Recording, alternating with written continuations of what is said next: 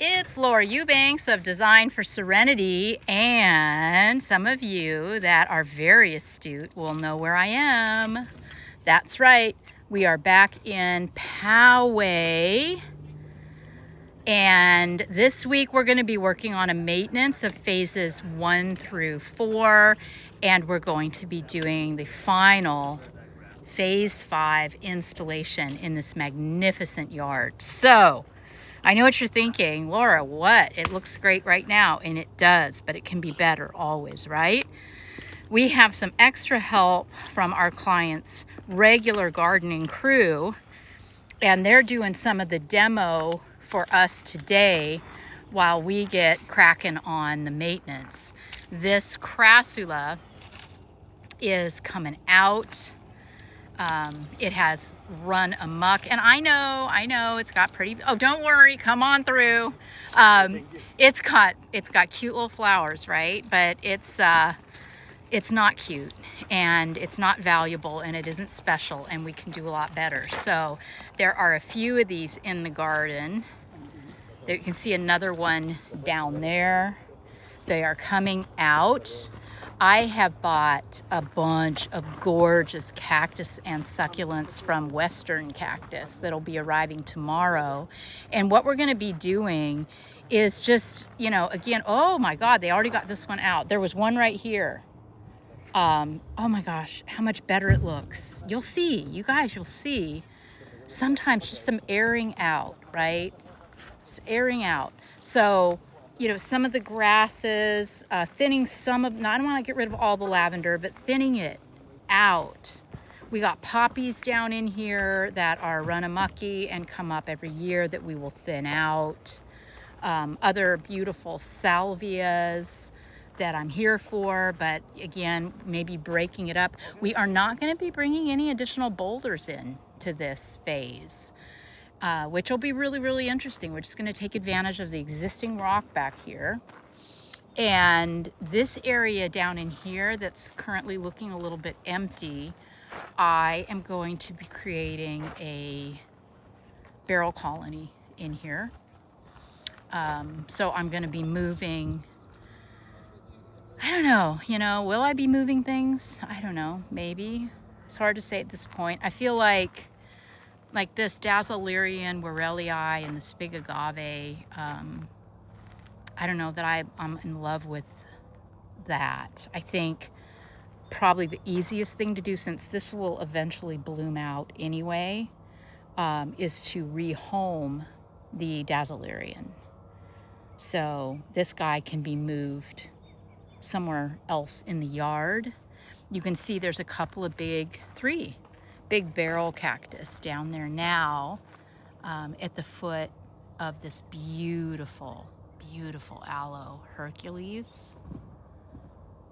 What's it crossed with, guys? Aoides, maybe? I don't know, but it's magnificent, and I don't want to detract from its beauty. So I thought understory plantings with barrels would be the way to go, which means this Ferox may be looking for a new home. I think it's right in my flight path. I think because I want to go with the steepest part for the colony. So start down there at the aloe tree and then come up this way. So this Ferox might also get rehomed. Or, you know, maybe not. Maybe I'll rehome the Dazzlerian longissimum. I just don't want them both where they are right now. I don't like that. Oh my goodness. Then, you know, over here, we've got olive trees that line the perimeter of the property and understory shrubbery, which we are just leaving alone because it's green and it provides privacy, and it's really absolutely fine. We have bougainvillea down in there that's staying. We've got, you know, some perennial shrubs that are absolutely staying, and it's really just a question of editing, as I said, and bringing in some new things. Then the top dressing will be mostly decomposed granite with some swaths of gravel. Let me take you down here. and show you what's going on.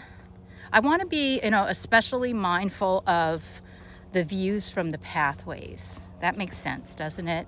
People are going to be on the path. And here's a super cool piece from Desert Steel that Kathy wants me to rehome. She doesn't like where she put it. So I will be, I'll be finding a better home for this piece. But yeah, so all of this stuff here is going to stay on the left side. But on the right, yeah, like this area in here could use some help. I mean, obviously we're going to weed. That goes without saying. This is all going to get weeded. And, the stands of attenuata can be cleaned up. All of the blooming, the little blooming perennials will likely keep. This big double agave, I think one is sufficient. This is a plant that predates me, of course, and it's just, it pups all over the place. I don't know, it's not a favorite. So we'll see, but I might actually even get rid of one of these completely. But at least, if I don't get rid of it, it'll at least get moved. Then over here, this gorgeous stand of boulder can clean up, lace out this tree, take care of all of the weeds in here. Then down in this area, once we get the weeds out, I'll be planting some things from Western Cactus. This is an area that's really in need of some love. And then in here, edits are definitely needed in here. The stand of agave is no bueno. It's too much, too dense. Maybe one, right? We don't need all of that. So probably knock out all of the smaller ones.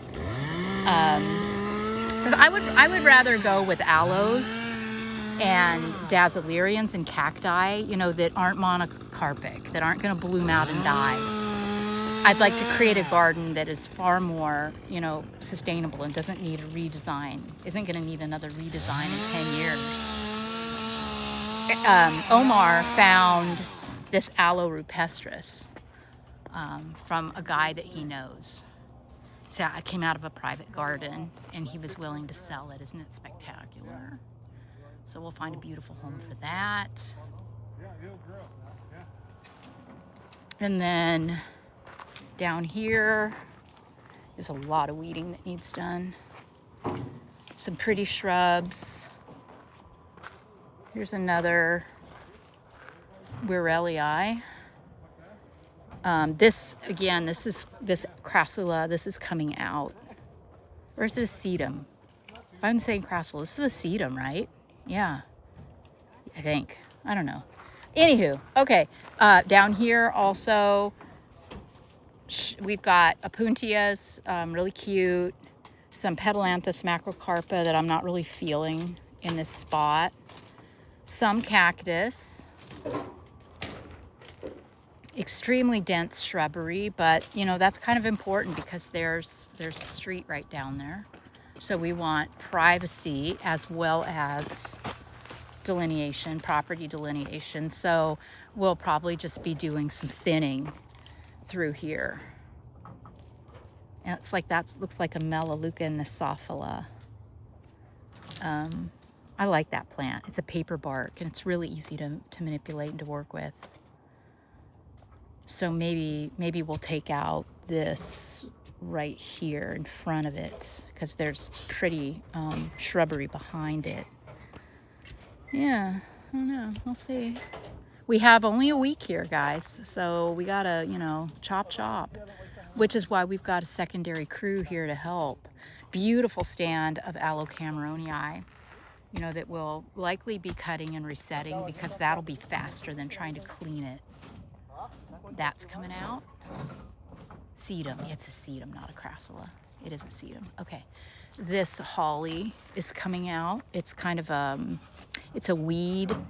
and kind of parasitic. So we're going to get rid of that. Here's some space too. You can see all in through here that could stand to have some things planted in it. This I think maybe just, you know, opening up, you know, a lacing, a trimming is in order here. I don't think we need to get rid of it. Okay. And then up here, I think we'll probably get rid of, I think this is Salvia clavandii, I think.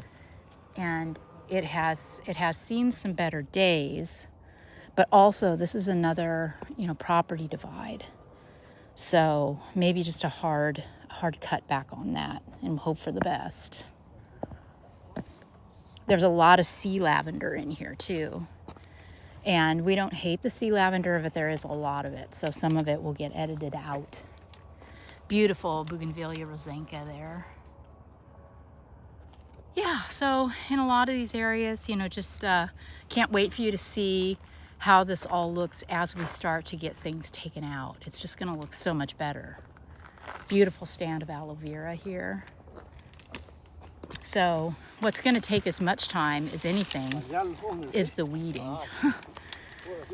Okay, we'll check back in with you later, guys.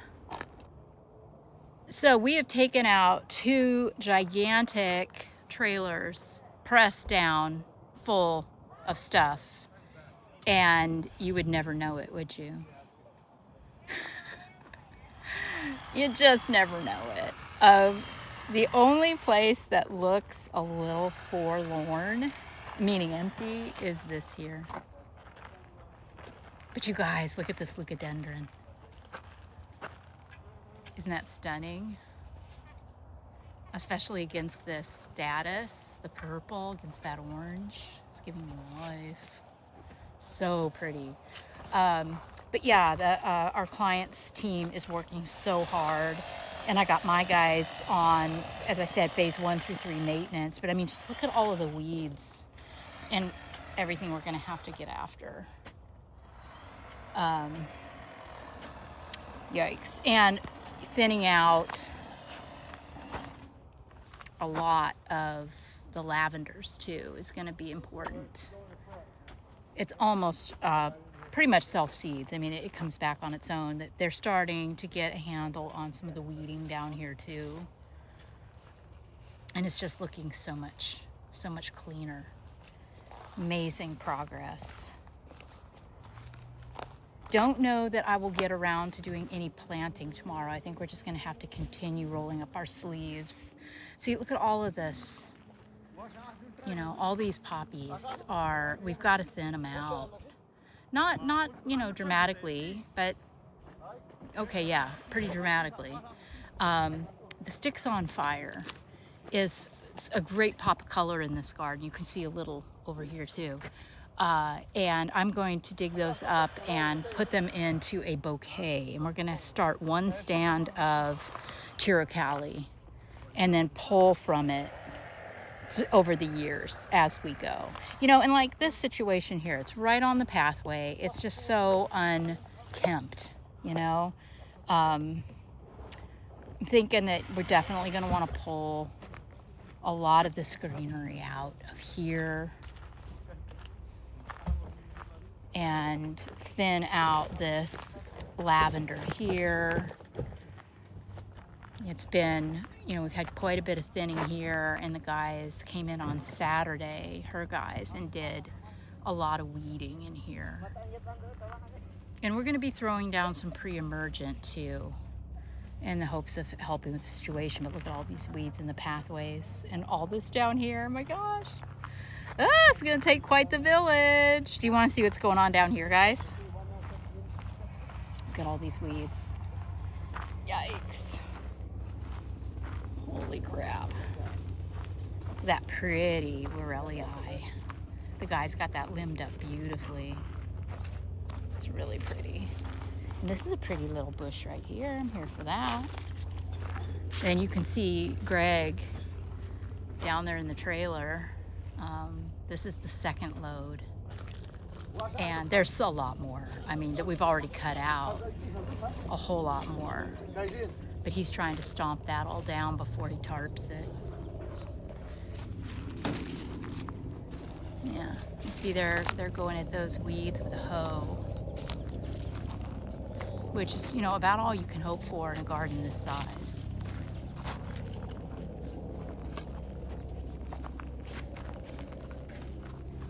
All right. The thing, you know, tackling a renovation of this magnitude is you've got to be really, really mindful of what you're doing, because, you know, as I'm eliminating things from the middle section, it's opening up the view down in the bottom section from the house. That's the most important consideration, is what the client sees from up here. So by taking things out and thinning here, it's exposing all of that down there, which is actually, you know, I'm here for that, because they just get to appreciate more of their yard that way. But it also, you know, means that we have to address this area down here. So do stay tuned. Much happening, much going on, and we'll catch you guys tomorrow.